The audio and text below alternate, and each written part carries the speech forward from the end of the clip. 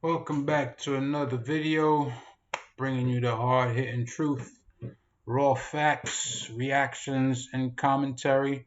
Make sure you subscribe. Whether you like or dislike, but make sure you subscribe. You can drop me a comment if you want to, and if you think it's worthy of share it as well. Let's jump right in. So, Ye says it's up, and Tucker Carlson puts Harley Pasternak on blast. Let's get in. Let's get it in. Let's do it. He complimented Donald Trump repeatedly. At one point, he used the phrase, "Make America Great Again." It was, to put it mildly, not the kind of thing you normally hear at a rap concert. And then, 2 days later, Kanye West was in the hospital. Well, at the house of his family's exercise trainer, a man called Harley Pasternak, West apparently suffered some kind of mental break. Pasternak called an ambulance to pick him up. West was taken away, and then he was sedated with at least 7 different psychiatric medications, including benzodiazepines, lithium, sleeping pills, and olanzapine. News reports suggested that West had experienced a profound psychiatric episode. He'd gone completely off the deep end. Right. He'd gone crazy, and they've been saying that ever since. West, over time, though, told a very different story. In his telling, after what he'd said on stage in Sacramento, Harley Pasternak was trying to shut him up. Pasternak, he said, was not simply a trainer, but instead an agent of ideological control. Pasternak's job was to keep West from straying from the script. Remember in Ye's Drink Champs interview? He touched on this.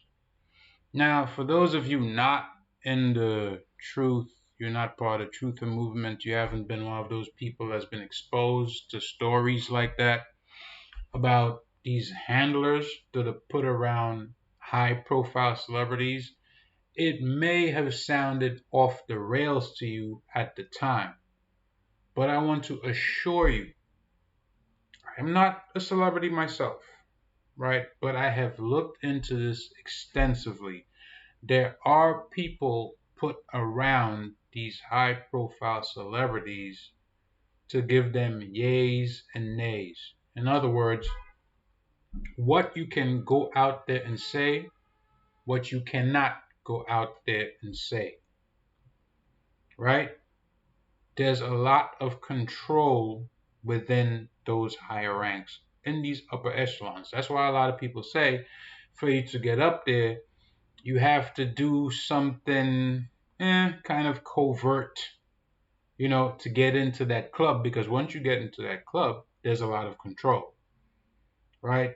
Nori mentioned it himself. I know people have replayed the footage of him or the audio of him saying that there's, these doors that you have to choose from, or you can choose to go straight and be on your own. When you choose from one of those doors, if you don't do it on your own, this guy on the screen, this savage, is one of the people that they put over you. Just take a listen to this. And he's willing to use powerful drugs to do it. That's what he said. But very few people took that claim seriously. In fact, it was exactly the kind of thing a crazy person would say. Right. My trainer drugged me into submission. He's trying to make me into a zombie. Right. Sure he did. Have another olanzapine shot, Kanye. You look tired. So that's where the story stood until the other day. Nobody believed Kanye West. Right. Then West posted something remarkable on Twitter, which for some reason virtually all of American media ignored, which is odd because media outlets are not usually in the business of ignoring. You know why they ignored it? Let me tell you, Tucker, because this guy is Jewish. That's why they ignored it. He said specifically on the Drink Champs interview that is his Jewish trainer. So obviously they're not going to pick it up, because this is part of the problem that Ye is exposing. This is part of the problem that we're seeing Kyrie have right now. I just heard this heated debate between Skip and Shannon, and Skip is going on this thing about, he didn't only hurt this certain community, but what about other communities that took offense to what he said? He didn't say nothing. He posted a link. What the hell are you talking about, Skip Bayless? Like, are all these people on crack or, promethazine or dimethyltryptamine? What the hell is going on? It's like I'm living in bizarro world.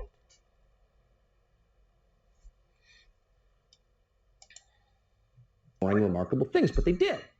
And what he posted was a picture of a text exchange that he had with Harley Pasternak. Pasternak was explaining that West had better stop saying, quote, crazy stuff. In other words, he'd better get back on script, or else he would be severely punished. Quote, second option, if you don't shut up, quote, I have you institutionalized again, where they medicate the crap out of you, and you go back to zombie land forever. Play date with the kids just won't be the same. End quote. Try, if you can, to imagine a more sinister threat than that, a more chilling threat than that. Do what I say or I will turn your brain to mush. They can't control you. They can't. They try to. What do you say to a person that tells you something like that? I mean, that's an open threat. What do you say to a person like that? Right? Because like Jordan Peterson said, when it comes to, dealing with a crazy woman, men, we don't really know how to deal with that energy because we know where it goes. If it goes from words to shoving and pushing, right, the next thing is fighting. Right? Them's fighting words. You know that phrase. So when somebody takes a stance against you and makes a threat, what is the obvious next step? Apart from, obviously, you have to expose it so that people know about it, but then it was a threat.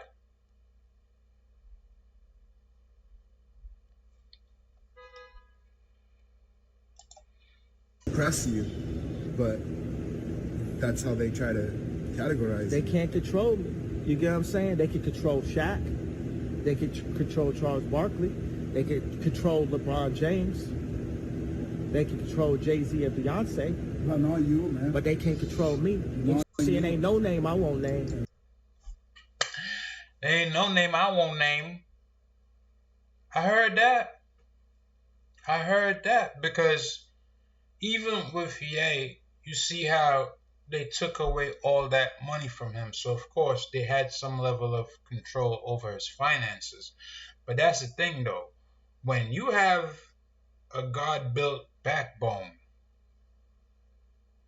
the people that have control over your finances, they better walk a very tight rope, because if you come in to out them, that means those finances don't really make you what you are in their eyes. Now, they might think, oh, this guy got too much to lose. He ain't going to say nothing. He ain't going to do nothing. He all talk. He ain't going to.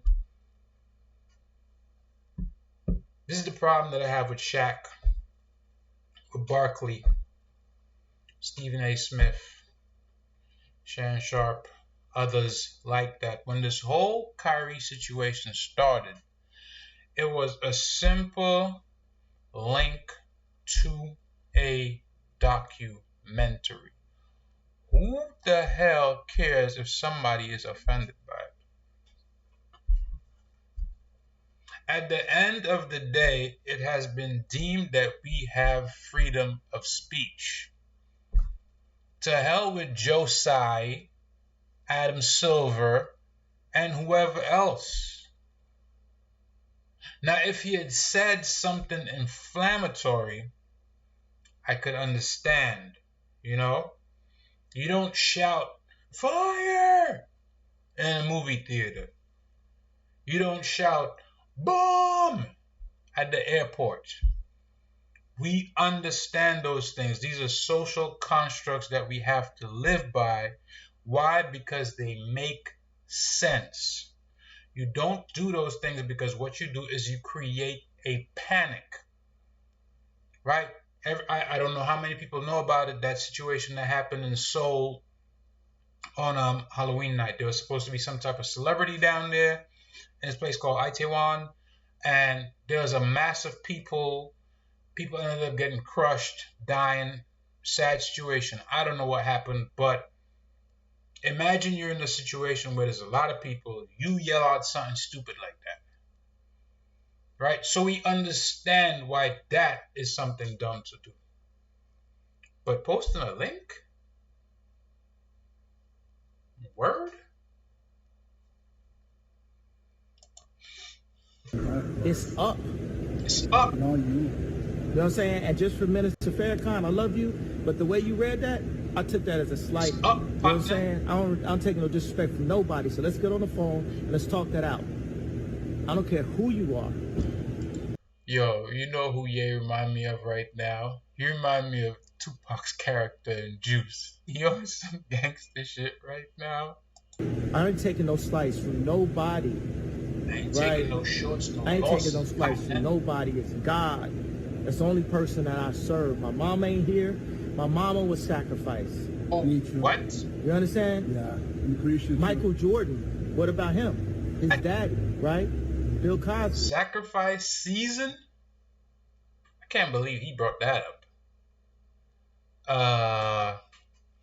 There's a channel that I used to follow on YouTube, Black Balloons. Yo, he used to talk about the sacrifices in the industry all the time, and he would come with like 911 calls, the tapes, the whole nine. Yo, I ain't seen a video from this dude in mad long. I don't know what happened to this channel. I know I was subscribed, so I think maybe he lost his channel. I don't know, but you know how it goes, right? You start putting things out there that people don't really want to put out there. All of a sudden, you lose your monetization and you lose your channel. That's how it goes. Why? Because we don't own the platforms. Which gets back to the point. All these guys that have all this money and entertainment, whether it's sports, movies, business, whatever, why don't you guys have your own platform? I mean, I heard Ye just bought Parler, but I'm talking about like competition for YouTube and such. You know what I mean? I'm not saying it's not, good that he tried to get that or whatever. I'm just saying that there's so many people with, masses of wealth. I understand you want to invest in restaurants and, whatever, pizza places and probably gas stations. But, what about a social platform where, talk black to me? You know what I'm saying? His son, right? Dr. Dre, his son. You're out in Hollywood, a lot of people come up missing. Feels like it might be a lot of that in order to control, traumatize. They want to monetize and traumatize. And God loved me. You understand? They hit me. Gap, Adidas, all that away. Still, Forbes, who hate me, right? Had to write net worth 400 million. By the way, this whole Nike thing with Phil Knight cutting ties with Kyrie. There's a dude, his name is Dell. Just started following his channel. I was watching his content, I would say for the past week. He has this hashtag that he's going with, Burn Nike Burn. Actually plan on doing that tomorrow. So make sure you tune in for that. I don't know if I'm going to do it live. I'm not sure. I have to first get a proper location, which I think I already do have, but got a nice, expensive pair. And mind you, I am not rich. I'm not wealthy. I am not well-to-do in any form or fashion. Not even close. Struggling over here. But I do own a lot. I have a big collection, which I'm actually selling off, by the way, which is how I, maintain. Ever since I got canned by my job for being unjabbed, I was like, no jab. So I've been selling that off, trying to make some money. But I have a pair that I am gonna hashtag Burn Nike Burn. Adidas, y'all deserve the same treatment. Burn Adidas Burn. For real. Balenciaga Burn. Balenciaga Burn. Right? Whatever stratus of wealth you had, if you can afford to do it, we gotta put these brands in their place. They act like they own slaves out here. It ain't that time, partner. Jesus is king. God loved me. That's more important than keeping it alive. That's the thing. You know what I'm saying? And this truth is going to be heard. Y'all can't send none of y'all Meat Mills, y'all Puffies, y'all Lil Boozies, none of these names, none of these people that have to listen to y'all because they're dealing with, they have legal. I never killed nobody, right? I'm the pussy that never killed nobody, right? But that means I can say whatever I want. So, from what he just said, it sounds like if you've had a run-in with the law involved in some type of criminality, the execs, record execs, label, whatever, they get you off, but then you're on a leash permanently, right? So let's say you get caught up in something, you're about to do a stretch. They get you off because obviously they got pulled, they got money, they got lawyers, whatever. Now you're indebted to them. So obviously you'll go out there and do what they say.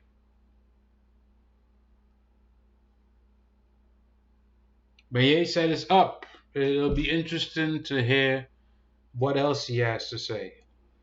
I know that Kyrie situation is still fluid. There's a lot going on. One day it's this, the next day it's that. Then you're hearing, oh, Adam Silver is with him. You're hearing Joe Tsai is with him. You don't know what's going on. People are arguing back and forth. You know, oh, it's this, it's that. Oh, you know, his punishment was enough. It's not enough. It's up. I agree, eh? It's up. That's my time, y'all. I'll catch you in another one. I might do another one right after this, but I just had a situation right when I was starting to do this that I just uploaded. So hopefully you see that for yourself and you kind of know what I'm talking about. Anyway, I'll catch you next time. Peace.